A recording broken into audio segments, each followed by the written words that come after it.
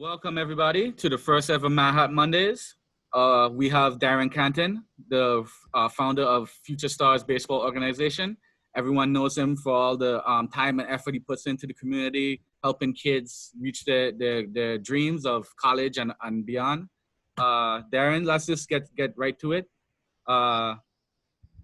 With sports being in a lull because of the global pandemic, how is that impacting Future Stars Baseball?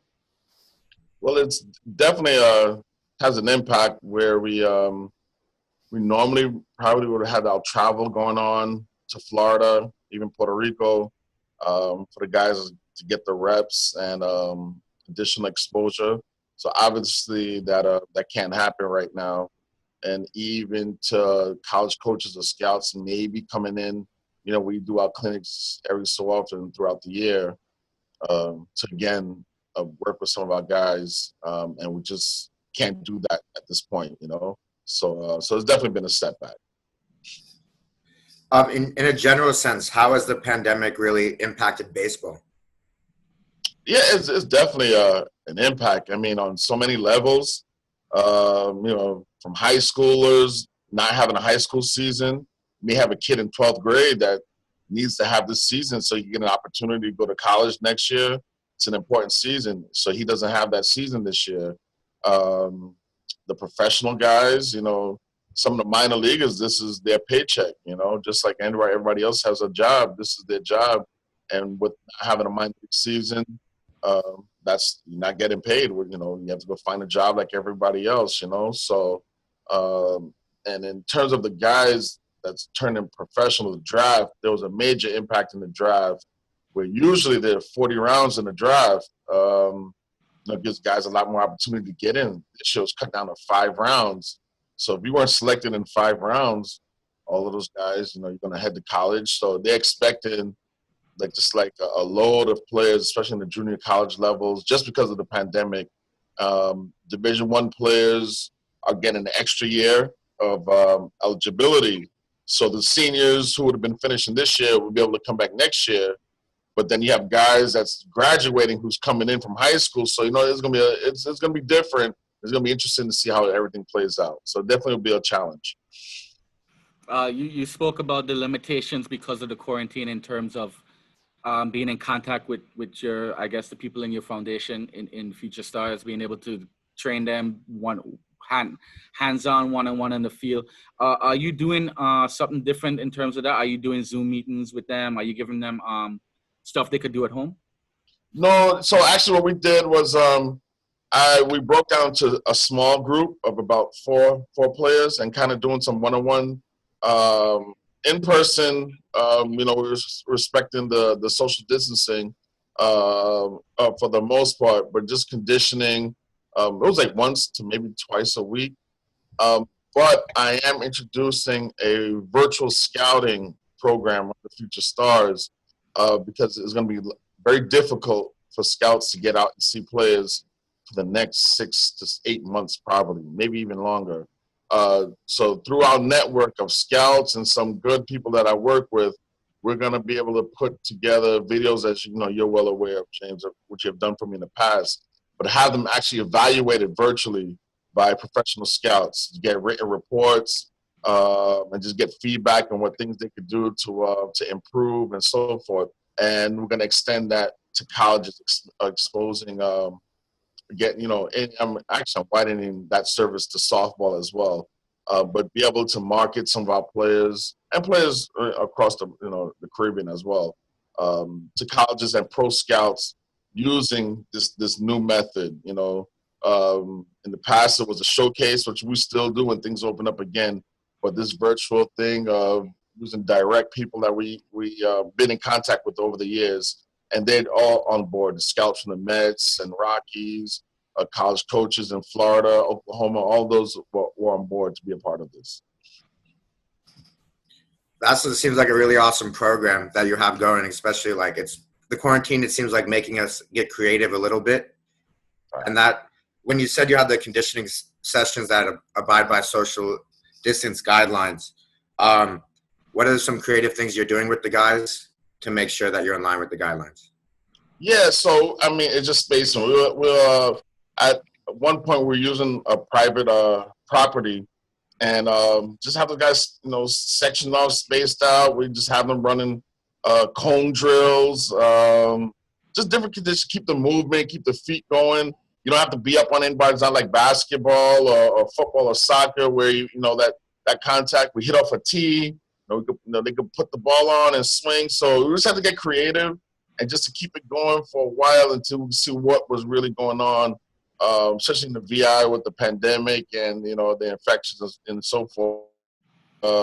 So far everybody's stayed healthy. There's no we had no setbacks or anything like that, So, but we had to stay in a small group. I couldn't take on 8 or 9 kids or 10 kids. We had to stay in very, very small groups. So, from a baseball coach's perspective, what has the pandemic taught you? That's a great question. It lets you know that everything is not guaranteed, I mean, as we look at, for instance, Tristan Moore was one of our top prospects that was graduating this year. It was almost a sure shot that he was a draft pick. I mean, the interest we had in teams. And this came along, and it just really threw everything off. He didn't really have a chance to go in 5 rounds.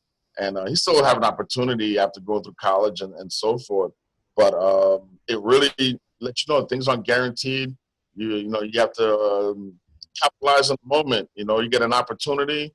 This is my opportunity may never come again, and and I think that's definitely was the biggest lesson that we learned with this.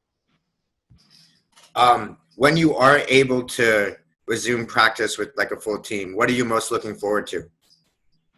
Conditioning. My biggest thing is conditioning, getting the guys in shape, strength training, which is a big part of what I like to emphasize on our younger players, getting these guys stronger. So that's been the biggest hurt for me, not be able to get into the weight room, and of course, again, because of the guidelines. So that's been a setback. I'm not thrown off completely by it. I still have a lot of time because we're working with some younger players. But that's such an instrumental part in developing a ball player. Jabari is back in Japan. Their season has started. Have you been in contact with him? And what, if you have, what has he told you? I spoke to him early on in the pandemic, maybe like in March, on a couple occasions, and just seeing, how's he doing. And he said pretty much at that time they were just locked down in the hotel, go get something to eat, come back. And but he said they were trying to get the date. So finally he did say he got the June 19th date. So he was just eager to start, get going. He had a great year last year. So he definitely wanted to follow up with a strong year this year. So just for him to keep his mind strong, that kind of way, far away from home, away from family and so forth, But he seemed like, he had it together. He had a plan figured out. I haven't spoken to him since the season started. But yeah, like I said, I was like in March, towards the end of March. With Major League Baseball finally coming to an agreement with the players, and they're set to resume pretty soon, can you give us a little update on the guys with Virgin Island roots and future star roots, such as Domingo Santana, Akil Morris, and Jarrell Cotton?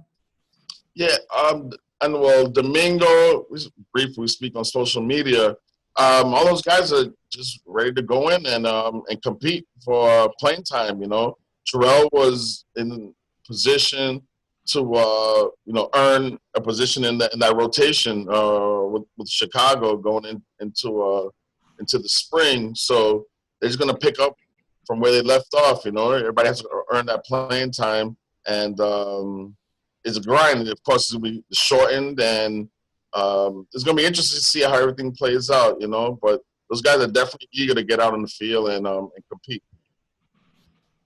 I'd like to follow up on that because, I mean, with the fact that they're going to a 60-game season, from your perspective, what do you think about the whole back and forth between the owners and the players? Do you think there was some rumors about how people felt like the owners were trying to, get into the players' pockets a little bit? I mean, just tell me how you feel about that whole situation from a baseball perspective.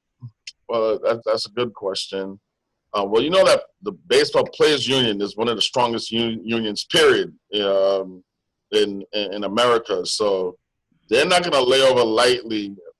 For instance, I know the NBA, they were really trying to cut some of the salaries and so forth. MLB, the Players Association, they're not going to have it, you know. So it's tough, you know. It's tough. You can't blame the ball players because what they have to go through to get to this level, it's not an easy grind. And to ask, you know, for a pay cut, and you're not even sure what the owners are making, because if they're able to pay a guy 150 million and somebody else 8 million, so God knows what they're profiting, you know. So it's hard to make a decision on terms of the owners end, but I definitely can't blame the ball players for holding out until they really got something they want, because it's a grind to get to this level of ball. It's a lot of sacrifice, and you don't get that time back. That time in the minor leagues and all the struggles and injuries you went through, you know. So I don't blame them. I stand with the players. More on the collegiate side of things. You mentioned Tristan Moore, and I know Alex McFarland had to do a lot of work with you when he was on island. What are your thoughts on those guys and how they're dealing with missing their first college? Well, Tristan was going to college next year, but Alex had missed his first college season. Right. It's terrible, man. And I think it's terrible. You look forward to this all your life, you know. I mean, at least throughout your high school years, you know. So especially Alex already was just getting his feet wet there at Miami. It's a setback. It's a major setback, you know. And we're still not even sure they're gonna get to play coming in the fall, you know.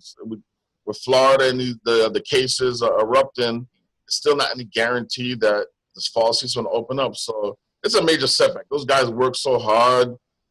They put in a lot of time, and you want to get on the field and play, especially, you know, at this college level, you know. So, you know, just hope that things kind of clear up and they get the opportunity. I know Tristan finally, you know, his dad just told me they finally, a college league just opened up in San Diego. They just got started, so he finally got on a team to start getting some reps over there, you know. But, you know, he's been down for at least 4 or 5 months because nothing was going on even prior to the pandemic, you know, so we're just training. So, you know, hopefully things get going and these guys can get a season in next year. Could you explain your approach on connecting Virgin Islands athletes with college coaches? Oh, okay. That's a good one. So it's a system. For me, I have a system. I don't believe in seeing a kid playing a game here, maybe at McBean or Lionel Roberts, and say, hey, you're good, and I'm going to call a college coach and see if he can talk to you and get you there next week. I put my guys through a system because, one, I need to know where you are mentally. Can you take going to Texas and some coach yelling at you 24/7 and, you know, in your guts and demanding you do the schoolwork? That takes a mindset. That you have to be prepared for that. So, you know, I try to get them mentally prepared for those types of things, and also developing their work ethic. I think that's the major thing that all the players that you've seen have in common is work ethic. I may not be able to show them how to throw a split finger or a slider, but the work ethic. So I preach on making sure they understand that whatever you're doing, there's somebody in Texas, there's somebody in California doing twice what you're doing, there's somebody in New York, and never let anybody outwork you. Don't let anybody, you're taking ground balls, don't be the first one, I'm done, I'm tired. So I try to develop that from here, which could take a year, could take 2 years. And once they understand that, then they have the desire to get better and learn more about their craft and go learn how to weightlift and what additional things they do. And that's the stuff that you need to advance in baseball through college, through the professional system. So that's one thing that you always find with guys coming throughout future stars. The work ethic is always on point. Just a real quick follow-up. You spoke about the fact that they don't have a 12 final season this year for the 12th graders, or, you know, some other 11 or 10th grade. They're going to miss a year of baseball, pretty much. Right. How does that affect the way you speak to a coach or to a scout who is interested in one of your players? Well, so for me personally, the good thing is whatever kid I had, I probably had him since the time he was 14 or 15. So if I have that kid at 14 or 15 and I say he's 17 now, even without a college system, I'm confident. I know his skill set. I have an idea of his grades. I know I could place him, and then he has a good chance of succeeding. So if a kid is coming to me at 12th grade, I'm just learning him, it's very difficult for me to do anything with him.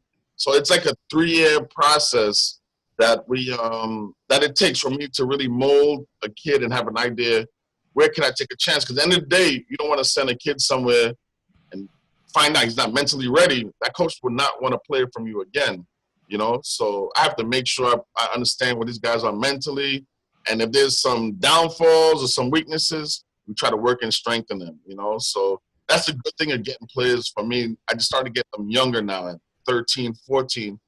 Alex and Tristan was like that first group I went down to like 14 years old to get. Usually we should get them at like 16, 15, 16 years old, you know? But I had more time with Alex and Tristan in that group. So, I mean, and I'm not taking credit for everything that they learned, but just to get them on that right step of wanting to get better and let them know how good you are and what you can make of this career. This is a great career. You could, you know, you could feed your family on this. You know, you could do all kind of stuff, you know. So that's a lesson that we do try to encourage onto these guys. This is an opportunity, a way off island where you can do something very productive. I have a question about when you mentioned you find a good fit for the guys. Is that just position based, or is it also because you know the guy a little bit and you know the coach a little bit, and those styles are going to mesh to help the player move forward? Or is it just like, I have a shortstop available and this coach needs a shortstop? Yeah, it's the placement, you know. So like, at the end of the day, you don't want to send a player. Most of our players, when they come off island, they're going to need work. Remember, because we don't have a strong baseball foundation here. We're not playing 80 games, 90 games like kids away are. So I need to make sure I send them to a place where the coach will be patient and give him time to develop. Jamari Blash was a great example of that. Coming out of he was a kid that was okay, 10th grade, nothing great. But he started to develop 11th, 12th grade and became a very good hitter, but he still was behind compared to kids in the States. So when we got a school in Arizona to take a chance on him, and I knew he was going to do well, but I knew it was going to take him a while. It'll take him like maybe a month and a half to really catch on, you know, because one thing about VI players, baseball, they catch on quickly. They're very intelligent when it comes to sports and learning, you know. So Jamori's first 4 weeks were terrible, where the coach was calling me and saying, I don't think he's a great fit for the school. You may need to go find somewhere else. And as that call came through, within another week to 2 weeks, he started turning and started having great games in the fall. And that next spring, the first year, he went and hit 15 home runs or something like 10 to 12 home runs, and had a great college career and went on to get drafted. But a lot of our players fall into that type of player. So so the biggest thing to find places where they're fit. Now, like Alex and Tristan, those guys were more polished and developed. So Tristan could go to a big JUCO in Florida. Alex could go ahead and go to a University of Miami because his experience, and he was a little more polished, you know, versus the typical raw talent that's coming out of the VI. So that's what I try to look at in regards to placing players, where it'll fit their skill set, where I know they need time to develop. A coach will be patient with this kid, you know, versus a demanding program where you got to come in ready to go. So from players like Jabari all the way to now Tristan and Alex, there's always a new name from Future Stars. Who's the next big thing from Future Stars? I like, you know, I just started working on, like I said, a small group. There's a lot, they're going to be good. There's Irvin Dorsett, Nakori, Andre. I don't have their last names in my hand. Those are young kids that's going to be good. Glenn Maduro, I think right now is by far, he's better than Jabari Blash at the same age, at 13 or 14. Jabari didn't turn that corner until he was about 17. But I think this guy is amazing. The way he swings the bat, he's learned, put in a lot of work on his hitting, but the same kind of physique. He's probably about 6'1", 6'2", at 13, 14 years old. But his work ethic, again, he's very mature. You know, he knows what he wants to work on. He comes to practice, he does what he needs to do. So just minor stuff with maturity that will come along also. in terms of mood swings and things like that. But I think, Glenn, Irvin, Dorsett, I think these guys are going to be great players. But when their time comes. I know you're a busy guy, but before we let you go, is there anything else you'd like to add about the Future Stars program or baseball in the territory? Oh, and I said I was going to do it in the beginning. I just got to thank you guys and James and Nanta. I mean, you guys been great to Future Stars, from day one. A lot of information and making sure we get information out. So, one, we want to thank you guys for the work you guys do. And we're still here. We're I think one of the biggest myths we're still trying to crack is that you don't have to leave here for an opportunity. Kids, parents have to send their kids away. You could do it. I mean, me personally, I don't think I want to send my kids away, until it's time for them to go. But there's tons of opportunity here. And Tristan is the last person to see that. As I shared with James, he didn't play one game of high school ball in 4 years. He ended up with 3 or 4 scholarship offers. He ended up with private meetings with Milwaukee Brewers, St. Louis Cardinals, Toronto Blue Jays. He just had a lot of opportunity. And, of course, it did cost a little extra to get in off island, on Kelly and Kia, the parents. But the opportunities are here. We can make it happen, So this is the biggest myth that we're still trying to break. James, you got anything else? Oh, no, I'm good. Thank you so much, Darren, for your time. Keep up the good work. Sure, man. Absolutely. Yeah, we definitely keep you posted on when things start to open up and anything that we'll start doing again. All right, viewers, make sure to stick and stay with Mad Hot Media for the latest and greatest in Virgin Islands sports.